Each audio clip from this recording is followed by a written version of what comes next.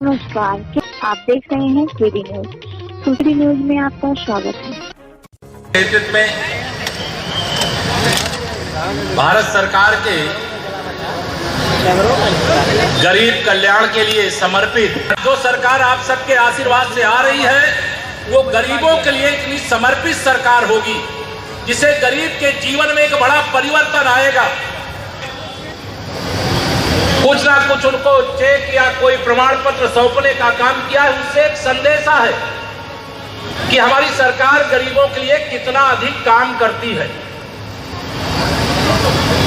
गरीब वंचित आवश्यक तक जिसकी है, वहां तक पहुंचने के लिए चाहे प्रदेश और देश, केंद्र में माननीय नरेंद्र मोदी जी के नेतृत्व में और प्रदेश में आदरणीय योगी आदित्यनाथ जी के नेतृत्व में, ये डबल इंजन की सरकार के माध्यम से, जहां सबका साथ, सबका विकास का एक संकल्प लेकर के, कोई भेदभाव नहीं, भेदभाव की राजनीति करने वाले देश से भी विदा हो गए, प्रदेश से भी विदा हो गए, और जो बिना भेदभाव के सबका साथ, सबका विकास, उत्तर प्रदेश की 25 करोड़ जनता के बीच में कोई भेदभाव किए बगैर जो काम करते हैं, देश की जो 125 करोड़ से अधिक जनता की बिना भेदभाव के जो काम करते हैं, ऐसी सरकार के 8 साल पूरे होने पर आज यहां पर सुशासन एवं गरीब कल्याण की दृष्टि से यह कार्यक्रम का आयोजन किया गया है।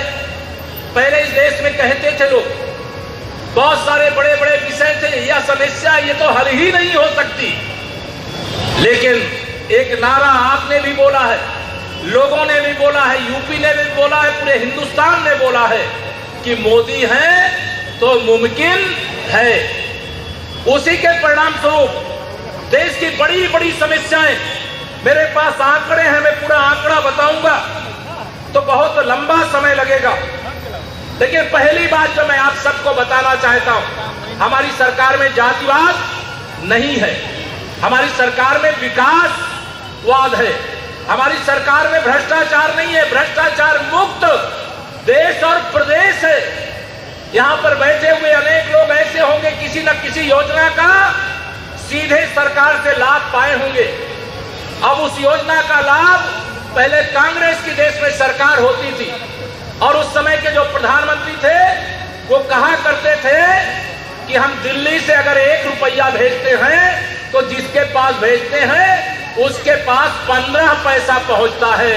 लेकिन हम छाती ठोक करके कह सकते हैं कि हमारे देश के माननीय प्रधानमंत्री श्री नरेंद्र मोदी जी, हमारे प्रदेश के मुख्यमंत्री आदरणीय योगी जी, दिल्ली और लखनऊ से 1 रुपये भेजे चाहे 1 लाख रुपए भेजे, जिसको भेजना है पूरा का पूरा पैसा उसके बैंक के खाते में पहुंचता है। आज देश के अंदर 48 करोड़ गरीबों के बैंक खाते खुल गए, 12 करोड़ लगभग हमारे प्रधानमंत्री किसान सबको बताना चाहता हूं, पूरे दुनिया के बड़े से बड़े नेता को यह लगता है कि जो कुछ कर सकता है आत्मविश्वास के साथ वो भारत कर सकता है, नरेंद्र मोदी जी कर सकते हैं। यह दृश्य आप हमारे देश के प्रधानमंत्री आगे चल रहे थे और दुनिया के शक्तिशाली देशों के प्रधानमंत्री और राष्ट्रपति हमारे मोदी जी के पीछे पीछे चल रहे थे। यह संदेश है कि दुनिया आज भारत को क्यों स्वीकार कर रही है। कोरोना की इतनी बड़ी महामारी आई और उस महामारी के दौरान जो संकट, अभी कई यहाँ पे अलग अलग क्षेत्रों में सेवा करने वाले लोगों को मुझे सम्मानित करने का मौका मिला, जो भी अलग अलग क्षेत्र में सेवा कर रहे हैं, मैं उनका फिर से अभिनंदन मंच के माध्यम से कर रहा हूं। अच्छा काम करने वाला कोई भी होगा, उसका सम्मान करने के लिए हमारी सरकार भी और हमारी पार्टी भी हर समय तैयार है, क्योंकि अच्छा काम करो, अगर उनको सम्मान, देखो सम्मान के लिए काम नहीं करते, लेकिन सम्मान देना और समाज को प्रेरणा देना यह हमारा आपका कर्तव्य है। इसलिए मैं आप सब लोगों को आज यहाँ पर यह आह्वान करने के लिए आया हूँ कि आत्मविश्वास से भरे हुए भारत के अंदर आप सबकी जो ताकत है वो बड़ी महत्वपूर्ण है। आप सबको मैं आज यहाँ पर यह आह्वान करने के लिए आया हूँ और कहने के लिए आया हूँ। बताइए, मेरी बड़ी संख्या में माताओं बहनों बैठी हो, कभी अगर माननीय नरेंद्र मोदी जी नहीं आते तो जितने गरीबों को पक्का मकान मिल गया है, क्या पक्का मकान गरीबों को मिल पाता? क्या बताओ जरा हाथ उठा करके, मिल पाता क्या? ये माननीय मोदी जी है बेईमानी रोक करके, लुटेरों को लूटने से रोक करके खजाने में पैसा लाए और गरीबों के लिए लुटा देने का काम किया, गरीबों के विकास के लिए समर्पित कर देने का काम किया। आज देश के अंदर 9 करोड़ से अधिक प्रधानमंत्री उज्ज्वला योजना के अंतर्गत गैस का फ्री में कनेक्शन मिला है। बुलडोजर तैयार है और बुलडोजर तैयार रहेगा, लेकिन गरीबों को नहीं उजाड़ना है। अगर गरीब ने गलती से कोई अपनी झोपड़ी बनाई है तो उसके लिए पहले दूसरा प्रबंध करके तब उनसे वह जमीन को खाली कराने का या सरकार ने निर्देश दिया है।